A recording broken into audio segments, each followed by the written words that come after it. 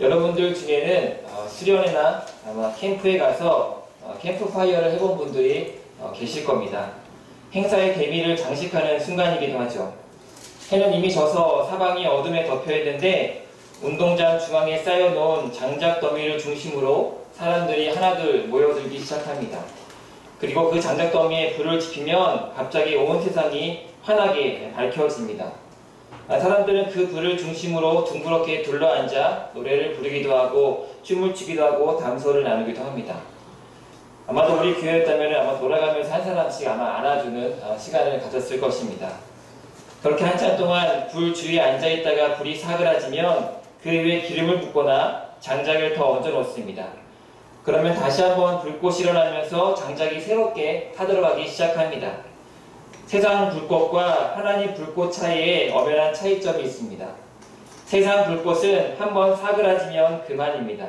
그러나 하나님의 불꽃은 그 안에 아직까지 불씨가 남아있기 때문에 기름만 부으면 언제든지 활활 다시 타오르게 됩니다. 성경 말씀에 무려 400년에 걸쳐 어둠을 밝힌 불꽃들이 등장합니다. 그 불꽃들은 바로 평범한 평신도 사역자들인 사사들이었습니다. 사사기 1장 1절 말씀을 보면은 여호수아가 죽은 후부터 사사시대가 기록되고 있습니다. 우리 사사기 1장 1절 말씀을 한번 같이 읽겠습니다. 사사기 1장 1절 말씀입니다. 우리 같이 읽겠습니다. 여호수아가 죽은 후에 이스라엘 자손이 여호와께 여쭈어 이르되 우리 가운데 누가 먼저 올라가서 가나안 족속과 싸우리까? 라고 이야기합니다. 여호수아가 죽은 후에 라고 그렇게 말씀은 시작합니다. 사사시대는 여호수아가 죽은 후부터 시작되어 사울 왕조가 들어서면서부터 끝이 납니다. 사사기에는 총 몇 명의 사사가 등장할까요? 12명의 사사가 등장하는데요. 가장 좋아하는 사사가 있으실 거예요. 아니, 기억에 남는 사사분들이 분명히 있으실 거예요. 많은 분들이 있지만 삼손이 있을 것이고요. 기드온이 있을 것이고요. 많은 분들이 그렇게 12명의 사사들이 등장했던 것을 말씀은 기록해 줍니다. 그러나 사사라는 직분이 단지 이 기간에만 있었던 것은 아닙니다.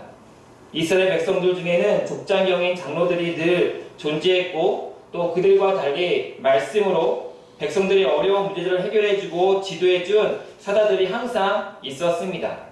사사들은 결코 영웅이 아니었습니다. 그들은 우리들과 같이 똑같이 평범한 사람들이었습니다. 그런데 여호수아가 죽고 난 후부터 이 무명의 사사들이 하나님의 나라를 위해 활약하는 꺼지지 않는 불꽃이 되어 주위를 밝히는 불꽃이 되어 새롭게 활약하는 시대가 열리게 된 것입니다. 모세의 뒤를 이어 이스라엘 지도자가 된 여호수아는 하나님이 말씀하신 가나안 땅을 정복해 주기 위해 그의 삶 전부를 가나안 정복을 위하여서 노력하게 됩니다. 그렇게 해서 여호수아는 큰 승리를 거두었고 원수의 주력 부대를 무너뜨리게 됩니다. 그러나 아직까지 그들이 물리쳐야 할 패전변들이 아직 남아있었고 이 문제는 각 지파가 각 그 땅을 차지한 지파들이 이 문제를 스스로 그들이 해결해야만 했습니다. 하나님께서는 이스라엘 백성들과 함께 자신의 나라를 건설하기 원하셨으며 그들이 12지파가 이 일에 구경꾼 내는 것을 하나님은 원치 않으셨습니다.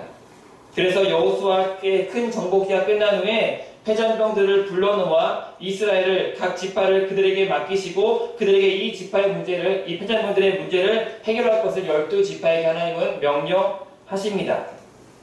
그런데 문제는 하나님이 원하셨던 그 바람과는 반대로 이때부터 이스라엘 백성들은 혼란의 시기에 접어든다고 성경 말씀은 기록해주고 있습니다. 그들은 가나안 백성들을 몰아내기는커녕 그들과 닮아갔으며 오히려 그들의 지배를 받아 거의 죽은 것이나 다름없는 신앙 상태에 빠지게 되는 것을 말씀은 기록해주고 있습니다.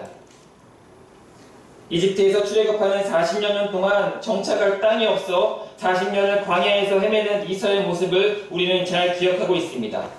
그 동안에 하나님 베풀어주신 많은 은혜가 그들은 삶에 가서 느꼈고 체험했습니다. 그런데 여호수아와 함께 그들이 이제는 정복해야 될 땅을 얻게 되어집니다. 거처할 땅을 얻게 되어집니다.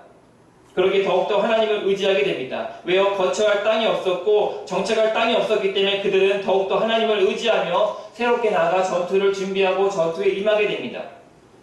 하나님께서 여호수아를 통하여 주신 말씀대로 말씀을 의지하며 땅을 정복해 갑니다. 12지파에게 땅이 하나씩 생기기 시작합니다. 이제는 더 이상 떠돌이 생활을 하지 않아도 됩니다. 그런데 문제가 찾아옵니다. 처음에 하나님을 의지했던 간절한 믿음이 퇴색되어지기 시작합니다. 싸울 수밖에 없던 상황이기 때문에 죽기를 각오하고 싸움을 하고 땅을 정복합니다. 가정을 위하여서 지파를 지키기 위하여서 하나님 말씀에 순종하기 위하여서 싸울 수밖에 없던 상황이기 때문에 죽기를 각오하고 싸움을 하고 땅을 정복합니다. 그런데 정착할 땅이 생기고 마음이 여유가 생겨지다 보니 이 정도면 괜찮겠지 현실과 타협하기 시작합니다. 오히려 고난의 때가 하나님을 더욱 의지할 수 있는 때임을 말씀은 기록해주고 있습니다. 고난의 때에 계십니까? 어려움의 때에 계십니까? 더욱 그때가 하나님을 의지할 때임은 말씀은 기록해주고 있습니다. 마음이 평안하십니까? 이 정도면 됐다, 이 정도면 다 했다라고 생각하십니까? 현실과의 타협, 신앙과의 타협이라는 사단의 틈을 노리고 있음을 말씀은 기록해주고 있습니다. 그래서 어떤 이들은 사사기의 역사를 실패의 역사라고 합니다. 내 사사기 안에는 이스라엘 사사들의 믿음의 좌절에 대해서 기록해주고 있습니다. 그러나 저 여러분들이 이 말씀을 통해서 알아야 할 것은 사사기에 기록된 혼란을 통해서 지금 우리들의 모습을, 우리의 신앙을 우리는 한번 다시금 되짚어보며 다시금 믿음을 돌아보아야 된다는 것입니다. 사사기 안에 자주 등장하는 표현이 있습니다. 이스라엘의 왕이 없었음으로 하는 표현이 자주 등장합니다. 정말 이스라엘의 왕이 없었으므로 이스라엘 백성들이 하나님의 말씀을 버리고 다른 길로 갔을까요? 하나님의 말씀을 따르고 싶은 간절한 마음이 사라진 것은 아닐까요? 내 삶이 평안이다 보냐니 그렇게 하나님을 따르고 싶은 마음이 사라졌기 때문에 혹시 그런 마음을 그렇게 표현하지 않았을까 한번 생각해 보게 됩니다. 오늘 말씀, 우리가 읽었던 말씀 2장 1절 말씀은 이렇게 시작이 되어집니다. 우리 같이 말씀 2장 1절 한 번 더 읽겠습니다. 2장 1절 읽습니다. 여호와의 사자가 위로 올라와 내가 너희를 애굽에서 올라오게 하여 내가 너희 조상들에게 맹세한 땅으로 돌아가게 하였으며 또 내가 이르기를 내가 너희와 함께한 언약을 영원히 잊지 아니하니. 하나님은 지금 말씀하십니다. 여호와의 사자가 길갈에서부터 올라왔다고 그리하여서 하나님의 말씀을 전해주고 있습니다. 길갈이 어디인지부터 먼저 살펴봐야 합니다. 길갈이 어디일까요? 우리 여호수아서 4장 말씀을 한번 찾아보겠습니다. 여호수아서 4장 17절과 19절 말씀입니다.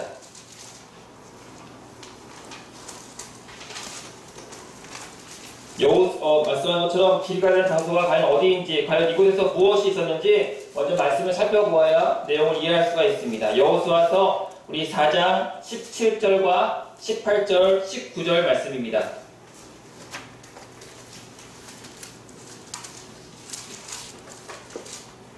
우리 같이 읽겠습니다. 17절, 18절, 19절입니다. 여호수아가 제사장들에게 명령하여 이르기를 요단에서 올라오려 하매 여호와의 언약궤를 맨 제사장들이 요단 가운데에서 나오며 그 발바닥으로 육지를 밟는 동시에 요단물이 본 곳으로 도로 흘러서 전과 같이 언덕에 넘쳤더라. 첫째 달 10일에 백성이 요단에서 올라와 여리고 동쪽 경계에 진침해라고 말씀합니다. 가나안 땅을 정복하기 위해서 그들은 지금 요단강을 건너야 했습니다. 요단강을 건너고 여리고 동쪽 경계에 머무르게 되는데 바로 이곳이 길갈 지역입니다. 그래 그들은 이곳에서 12돌을 세우고 하나님이 행하신 기적을 기념합니다. 이것뿐만 아니라 이곳 길갈 지역은 이스라엘 백성들이 단체로 모여서 할례를 행했던 장소이기도 합니다. 한번 생각해 보십시오. 지금 바로 앞에는 그들이 넘어서야 할 여리고 성이 바로 앞에 있습니다. 그럼에도 불구하고 지금 이들이 할례를 행했다는 것은 적들이 쳐들어와도 나는 죽어도 좋습니다 라는 그러한 뜻이 포함되어 있습니다. 이스라엘 백성들의 그 하나님을 향한 믿음이 어떠했는지를 볼 수 있는 장소가 바로 길갈임을 말씀은 기록해주고 있습니다. 그러기에 길갈이라는 장소는 단지 이스라엘 백성들에게 하나의 명소, 하나 지명에 불과한 장소가 아니었습니다. 길갈이라는 지역은 하나님의 함께하심, 하나님의 구원 역사가 고스란히 체험된 곳이 바로 길갈이라는 지역입니다. 여러분에게 지금 길갈은 어디이십니까? 하나님의 사랑을 체험했고 믿음의 역사를 경험했던 그 길갈은 어디이십니까? 지금 길갈 위에 계십니까? 아니면 길갈이 아닌 다른 곳에 혹시 머물러 계십니까? 하나님은 이 말씀을 통해서 길갈에서부터 여호와의 사자가 올라왔다고 이야기합니다. 그리고 하나님 말씀하십니다. 이것도 말씀처럼 첫 번째로 내가 너희 조상들에게 맹세한 땅으로 너희를 들어가겠다고 하나님 말씀하셨고, 두 번째로 내가 이르기를 너희와 함께 언약을 영원히 어기지 않겠다고 하나님 이렇게 두 가지 약속의 말씀을 해주셨습니다. 이스라엘 백성이 약속한 하나님은 이 약속의 말씀을 신실하게 그 약속을 끝까지 지켜가심을 말씀을 통해서 우리는 잘 알고 있습니다. 그에 반해서 이스라엘의 모습은 어떻습니까? 그 모습이 2절 말씀에 기록되어 있습니다. 2절 말씀에 너희는 이 땅의 주민과 언약을 맺지 말며 그들의 제단을 헐라하였거늘 너희가 내 목소리를 듣지 아니하였으니 어찌하여 그리하였느냐? 하나님은 말씀하십니다. 하나님은 말씀하시기를 이 땅의 주민과 언약을 맺지 말라 하시고, 그리고 그들의 제단을 헐라 말씀하시지만 그들이 듣지 않았다고 이야기합니다. 즉 그들과 언약을 맺은 것이고 그들의 제단을 헐지 않은 것임을 말씀은 기록해주고 있습니다. 가나안 주민과 언약을 맺었고 그들의 제단을 헐지 않았다는 것은 그들과 동화되어서 살아가는 이스라엘 백성의 민족을 이야기해주고 있습니다. 이스라엘 백성들의 문제는 단지 그것을 끝나는 것이 아니라 저 여러분들의 신앙생활을 통해서 계속해서 부딪히는 문제이기도 합니다. 끝까지 지키며 우리의 신앙생활 하는 것이 정말 힘들게 하는 문제 중에 한 가지, 바로 동화의 문제입니다. 믿는 그리스도인에서 세상에 나가서 신앙생활 한다는 것이 어쩌면 전쟁터에 나가서 매일 전쟁을 하는 군인의 모습과도 매일 비슷합니다. 내가 살아가는 삶의 터전에서 믿음을 지켜나간다는 것이 우리는 정말 어려운 것임을 현실을 통해서 잘 알고 있습니다. 세상적인 가치관에 살면서 그들과 동화되어가는 모습을 보게 되어집니다. 정말 마음을 굳게 먹지 않으면 너무나 쉽게 동화되어 그들의 것들을 쉽게 받아들이는 우리의 모습들을 보게 되어집니다. 늘 갈등하게 되고, 또한 싸우는 것이 능사가 아니기 때문에 이것도 좋고 저것도 좋고, 술에 스탄 듯 물에 물 탄 듯 또 그렇게 사는 것도 믿음이 아닌 것을 우리는 너무나 잘 알고 있습니다. 세상을 당연히 변화시키고 노력해야지만 세상이 나를 동화시킬 때는 때로 강하게 아니라고 이야기할 수 있는 자신감 또한 우리에게는 필요합니다. 그런데 사람들이 불편해합니다. 내가 그렇게 이야기하고 믿음을 지켜나가고 하나님의 말씀을 지켜나가고 살겠다고 하는 믿음의 그 방법을 드러내면 사람들이 불편해하고 사람들이 멀리하게 되는 것을 우리는 느껴지게 됩니다. 그래서 어떻게 해요? 믿음을 숨기면서 살아가게 됩니다. 입술로는 하나님을 고백합니다. 입술로 전능하신 하나님을 고백하지만 우리의 몸은 다른 신들을 향해서 나아가고 있게 됩니다. 입술로는 하나님의 이름을 부르지만 정녕 하나님의 말씀대로 살아가고 있고 하나님의 말씀을 따르고 있는 자는 한 번쯤 돌아보아야 됩니다. 그런데 인정하고 싶지 않지만 하나님의 말씀을 따르며 그 말씀을 지켜내기 위해 살아가는 것이 풍요와 다산의 이야기, 우상의 이야기가 더 매혹적으로 들려오게 됩니다. 가장 아름다운 이야기 같고 우리의 삶을 만족해주는 풍요로운 이야기 같지만 결국은 죽음을 만들어낸 땅임을 우리는 깨달아야 합니다.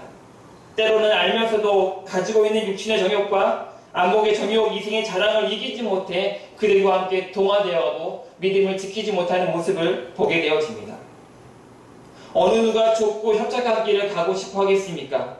넓은 길이 있고 가는 길이 있고 쉬워 보이는 길이 있는데 어느 누가 좁고 협착한 길을 가고 싶어 하겠습니까? 마태복음 7장 말씀이 이야기합니다. 멸망으로 인도하는 문은 크고 그 길이 넓고 생명으로 인도하는 문은 좁고 협착하여 찾는 이가 적다고 성경 말씀은 이야기합니다. 아름다운 소리가 결국 우리 눈에 보기 좋은 것이 결국 우리를 죽음으로 몰아넣는다고 말씀은 이야기합니다.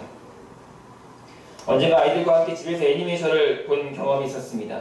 내용은 좀 이렇습니다. 동물 친구들을 구하기 위해서 배를 타고 항해하는 내용의 이런 이야기였습니다. 그 친구들이 한 섬에 도착하게 되는데 한 요정이 등장해서 아름다운 노래로 친구들을 유혹하기 시작합니다. 아름다운 노래, 아름다운 영상을 통해서 동물 친구들을 유혹합니다. 그러면서 각자 동물들이 원하는 모습으로 그 모양, 요정의 모양이 바뀌게 되어집니다. 어떤 요정은 음식의 모양으로 그 모양이 바뀌어지게 되고, 또 어떤 친구는 여자친구의 모습으로 바뀌어지게 되고, 또 어떤 것은 가족의 모습으로 바뀌어 그들을 유혹하며 더 이상 가지 말라고, 나와 함께 머물러 살자고 그들을 유혹하는 모습을 영화에서, 애니메이션에서 보여주었습니다. 만약 유혹에 넘어갔다면 그 여정은 바로 거기서 영화는 끝이 났을 것입니다. 이처럼 아름다운 소리가 우리 눈에 보기에 좋은 것들이 결국 우리를 죽음으로 몰아넣는 것을 우리는 말씀을 통해서 깨달아야 합니다. 그러나 오늘 말씀의 이스라엘 백성들은 결국 그 소리에 넘어갔고 그들과 함께 언약을 맺었고 또한 그의 제자를 헐지 않은 것을 오늘 말씀은 기록해주고 있습니다. 그래서 하나님께서는 지금 말씀하십니다. 너희가 내 목소리를 듣지 아니하였다고 하나님은 지금 말씀하시고 있습니다. 쫓아내지 않고 적당히 동화되어 살아가는 삶이 참 좋아 보입니다. 그러니 적당히 동화되어 살기 시작합니다. 동화되어 살아가니 하나님의 꿈, 하나님의 비전은 잊어버리게 됩니다. 그래서 하나님은 오늘 말씀에 이야기하십니다. 3절 말씀입니다. 3절 말씀을 함께 읽겠습니다. 그러므로 내가 또 말하기를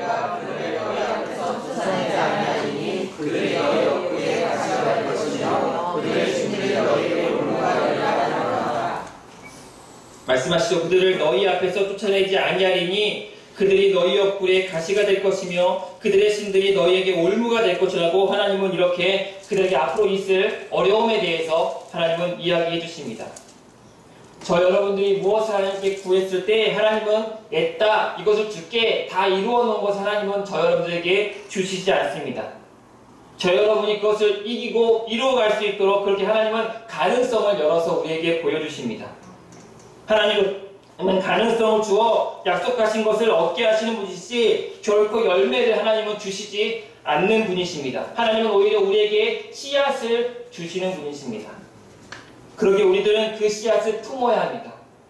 그 씨앗을 보살펴야 합니다. 그 씨앗이 언제 싹이 나는지 우리는 바라보면서 그 씨앗 안에 좋은 것이 무엇인지 우리는 늘 지켜보아야 됩니다. 그럴 때 그 싹에서, 그 씨앗에서 싹이 그때부터 터나기 시작합니다.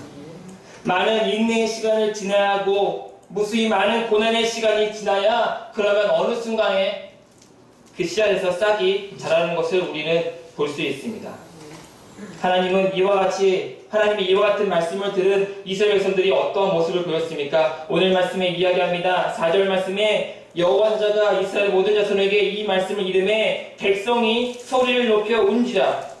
그러므로 그곳을 이름하여 복임이라 하고 그들이 거기서 여호와께 제사를 드렸다라고 이렇게 이야기합니다. 아주 좋은 반응입니다. 그들이 지금 하나님의 말씀을 듣고 울었다고 이야기합니다.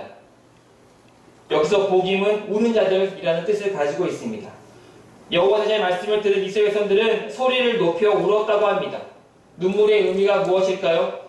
참회의 눈물이었을까요? 아니면 단지 어린아이의 칭얼거림이었을까요? 이후에 벌어지는 이스라엘 백성들의 모습을 보아야 진정한 그 눈물의 의미를 알 수 있습니다. 7절 말씀에 이야기합니다. 백성이 여호와가 사는 날 동안과 여호수아 뒤에 생존한 장로들, 그 여호와께서 이스라엘에 위하여 행하신 모든 큰 일을 본 자들이 사는 날 동안에 여호와를 섬겼더라라고 이야기합니다. 눈물의 의미가 무엇인지 예상이 되어집니다. 이스라엘에 위하여 행하신 모든 큰 일을 본 자들이 사는 날 동안에 여호와를 섬겼다고 말씀은 이야기해주고 있습니다. 그런데 오늘 말씀에 간과하기 쉬운 한 가지의 말씀에 기록해주고 있습니다. 하나님은 지금 이스라엘 백성들에게 이렇게 하나님 말씀을 개헌하고 있지만 그 사이에 지금 7장과 8절과 9절 말씀을 통해서 여호수아의 죽음을 하나님은 지금 언급하고 있습니다. 그러나 그것이 단지 8절과 9절, 2절로 마무리하고 있습니다. 너무나 짧은 구절이기 때문에 어쩌면 쉽게 지나칠 수 있는 말씀 구절이기도 합니다. 우리 8절과 9절 말씀을 한번 같이 읽어보겠습니다. 8절과 9절 말씀입니다. 여호와의 종 눈의 아들 여호수아가 110세의 죽음에 우리가 그의 기업의 경내에 에브라임 산지 가스 산 북쪽 딥난 헬스의 장사였고라고 이야기하고 있습니다. 여호수아가 펼친 정복 전쟁에 비하면 어쩌면 그의 죽음은 너무나 짧게 기록되어 있습니다. 여호수아가 이스라엘 백성들에게 어떠한 존재였습니까? 모세의 뒤를 이어서 이스라엘 지도자가 된 지도자가 된 사람이 바로 여호수아입니다. 성경 말씀은 여호수아에 대해서 이렇게 이야기합니다. 모세가 회막에 들어갈 때에 구름 기둥이 내려 회막문에 서며 여호와께서 모세에게 말씀하시니 모든 백성이 회막문에 구름 기둥이 서 있는 것을 보고 다 일어나 각기 장막문에 서서 예배하며 사람들이 자기의 친구와 이야기함 같이 여호와께서는 모세와 대면하여 말씀하시매 모세는 진으로 돌아오나 눈의 아들 젊은 수종자 여호수아는 회막을 떠나지 아니하였다고 성경 말씀은 기록해주고 있습니다. 모세의 손과 발이 되어서 모세의 가는 곳은 언제든지 동행한 사람이 바로 여호수아입니다. 모세와 함께 동고동락하며 끝까지 회막을 지키며 하나님의 말씀대로 살아갔던 바로 사람, 이스라엘을 이끄 지도자가 바로 여호수아였습니다. 모세가 죽고 나자 하나님은 여호수아에게 그렇게 말씀하십니다. 내가 너와 함께 할 것이니 이제부터 모세의 뒤를 이어서 이 땅, 이 민족을 내가 원했던 그 땅으로 인도할 것을 내게는 명하노니 너는 강하고 담대하고 두려워하지 말라고 하나님은 그렇게 여호수아에게 말씀하십니다. 여호수아는 이 말씀대로 자신이 살아가는 한평생 동안 말씀대로 살았던 인물임을 우리는 잘 알고 있습니다. 그런 위대한 여호수아였지만 오늘 성경 말씀에 여호수아의 죽음에 대해서 단지 2절로 그렇게 짧게 끝내고 있습니다. 자신에게 주어진 소임을 다 끝내고 자신에게 주어진 땅 에브라임 산지에서 죽음을 맞이하는 그런 여호수아의 모습입니다. 여호수아가 죽는 순간까지 하나님에 대한 어떤 마음의 소원이나 바램을 기록하고 있지 않습니다. 모세의 뒤를 이은 자신의 모습을 높이거나 자신의 업적을 드러내지도 않았습니다. 자신의 이름을 드러내지 않았습니다. 사람의 마지막 순간에 자신이 가진 것을 내려놓지 못할 때 우리는 종종 그러한 모습을 보게 됩니다. 굳이 마지막 순간이 아닐지라도 종종 자신이 가진 것을 쉽게 내려놓지 못하는 모습을 우리는 가지고 있습니다. 내가 한 것을 드러내 보이고 싶어하고 내가 하고 싶은 자랑을 업적을 자랑하고 싶어합니다. 하나님은 분명 왼손이 하는 것을 오른손이 모르게 하라 말씀하셨는데 왼손이 하는 것을 오른손이 다 알게끔 자신의 이름을 내어놓기를 사람들은 좋아합니다. 하늘나라 생명책에는 이런 모든 것들이 다 기록되어진다고 합니다. 여호수아가 모세의 뒤를 이어서 어떻게 지도자의 책임을 다했는지, 하나님이 말씀하신 그 정복 전쟁을 위해서 어떻게 준비하고 행동했는지 그 모든 것들이 아마 하늘나라 생명책에 다 기록되어 있을 것입니다. 오늘 말씀은 단지 이렇게 2구절로 여호수아의 죽음을 끝맺고 있지만 하나님께서는 여호수아를 보시면서 흐뭇해하고 계시지 않을까요? 자신의 소임을 다하고 맡겨진 사명을 다하고 이름도 없이 빛도 없이 그렇게 자신을 물러났던 여호수아의 모습을 많은 사람들이 보고 하나님은 또 보고 기뻐하지 않으실까요? 하나님은 저와 여러분들에게 어떠한 모습을 보고 계실까요? 하나님의 기록된 생명책에는 과연 저 여러분들에게 무엇이 기록되어 있을까요? 저 여러분들의 하나님을 향한 그 모든 열심과 행동들이 분명 다 생명책에 기록되어 있습니다. 이렇게 여호수아의 죽음을 기록하고 이것을 본받아서 생명책에 기록된 것들이 정말 하나님 보시기에 아름답고 또 흠이 없고 우리 모든 것을 드릴 수 있는 저 여러분들 되어지길 예수님의 이름으로 부탁드립니다. 이렇게 여호수아의 죽음을 기록하고 있고 그 뒤에 일어났을 때가 세대에서 모습을 말씀은 계속해서 기록해주고 있습니다. 이와 같이 여호수아의 모습을 참 본받았으면 좋았을 텐데 읽었던 것처럼 말씀은 그렇지 않았던 것을 기록해주고 있습니다. 복임에서 소리 높여 울었던 이스라엘 백성들의 회개하는 모습이 어떠했는지 말씀은 기록해주고 있습니다. 우리 10절 말씀입니다. 10절 말씀을 함께 읽어보겠습니다. 그 세대의 사람도 다 그 조상들에게로 돌아갔고 그 외에 일어난 다른 세대는 여호와를 알지 못하며 여호와께서 이스라엘 위하여 행하신 일도 알지 못하였다라고 이야기합니다. 다른 세대는 여호와를 알지 못하였고 여호와께서 이스라엘에 와서 행하신 일들도 알지 못했다고 이야기하고 있습니다. 그들은 지금 복임이라는 장소에서 하나님의 말씀을 들었고 자신의 잘못을 보기 시작했고 그래서 울기 시작했습니다. 그러나 말씀은 이야기합니다. 이스라엘에 행하신 일도 그들이 알지 못했다고 이야기합니다. 말씀을 통해 유추해 볼 수 있는 것은 그들이 울며 제사를 드렸지만 결국 끝내 그들의 삶에서 그들은 돌이키지 않았다는 것을 말씀을 통해서 생각해 볼 수 있습니다. 이 말씀을 통해서 우리는 그 죄의 심각성, 죄의 내성이 얼마나 무서운지를 우리들은 깨달아야 합니다. 열심히 살아가지만 때로는 우리는 무지해서, 때로는 연약해서 우리는 죄를 짓기도 합니다. 또 죄짓고 회개하는 인생을 보면은 하나님은 참 아름답게 보시죠. 나의 잘못을 회개하고 나의 잘못을 토로하고 다시금 하나님 앞에 나와서 이야기하는 모습, 다시금 돌이키는 모습, 하나님은 참 기뻐하시고 이뻐 보시죠. 그리고 하나님은 그들을 품어 주시죠. 그런데 만약 그러한 삶이 반복되어진다면 어떻게 하실까요? 네, 우리 하나님은 자비하시고 사랑이 많으신 하나님이시기에 내가 회개하고 돌이키면 하나님은 품어주시고 반드시 긍휼을 베풀어 주십니다. 그런데 문제는 내 안에 죄에 대한 죄성이 생기게 된다는 것입니다. 죄가 죄인지 모릅니다. 아니요, 죄가 죄인지 알면서도 그렇게 하나둘 죄와 타협하는 모습을 보이게 되어집니다. 말씀은 이야기합니다. 죄의 싹은 사망이라고 분명히 말씀하는데 습관적으로 아무렇지 않게 죄를 짓게 됩니다. 그러면 더 이상 내 마음이 무디어져서 그 죄 앞에, 하나님 앞에 울며 회개하는 모습을 우리는 더 이상 보여지지 않게 되어집니다. 바로 이것이 죄의 심각성, 죄에 대한 내성이라고 이야기합니다.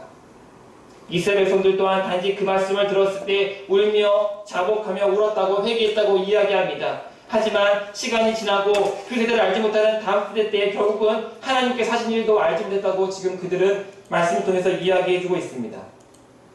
결국 하나님께 멀어지게 되고 하나님을 떠난 삶을 살아가는 것을 말씀은 기록해주고 있습니다. 우리들이 하나님과 멀어지게 되고 결국은 하나님을 떠난 인생이 되어질 수 있음을 말씀을 통해서 우리는 깨닫게 되어집니다.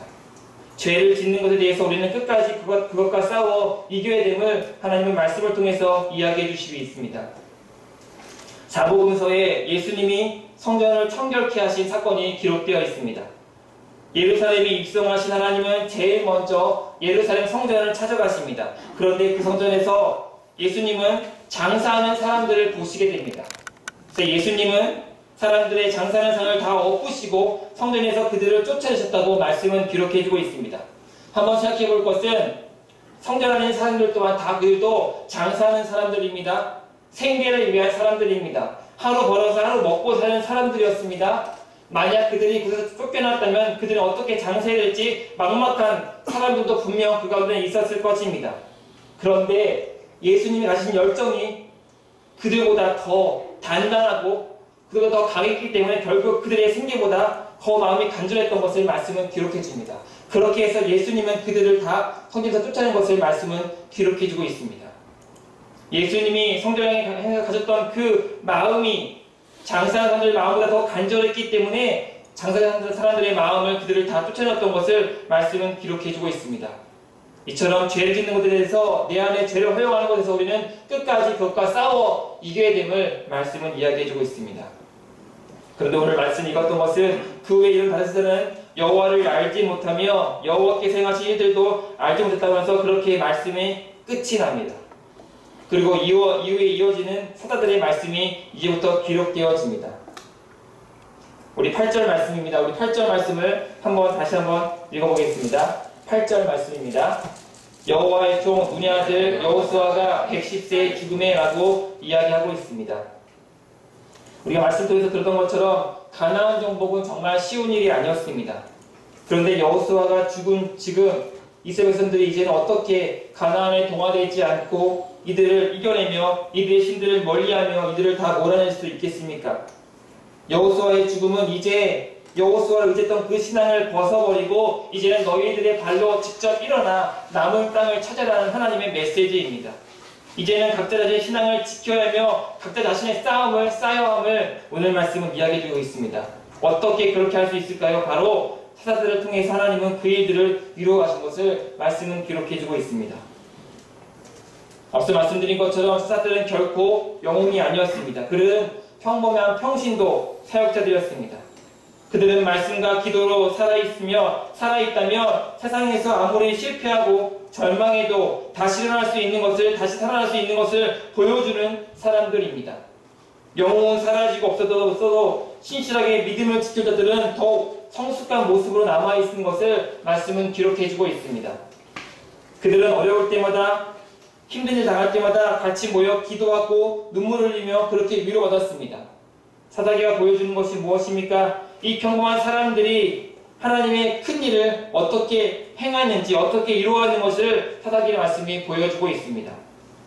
여호수아가 끝내지 못한 남은 일들을 평범한 성도들이, 이제는 평범한 교인들이 얼마나 위대하게 이루어놨는가를 사사기의 말씀은 기록해주고 있는 것입니다.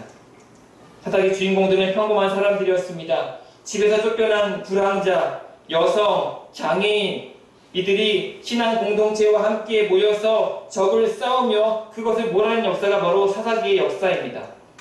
물론 여호수아에 비해서 화려한 승리가 사사기에는 기록되어 있는 것은 아닙니다.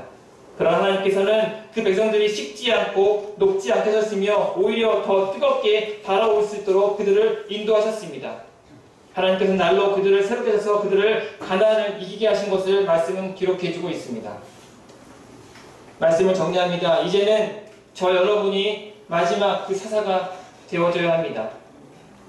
복임으로 찾아온 여호와 제자는 이스라엘 백성들의 신앙을 평가하고 책망했습니다. 그들은 말씀을 듣고 울었다고 합니다. 그러나 그들의 울음은 한 번 우는 것으로 그쳤습니다.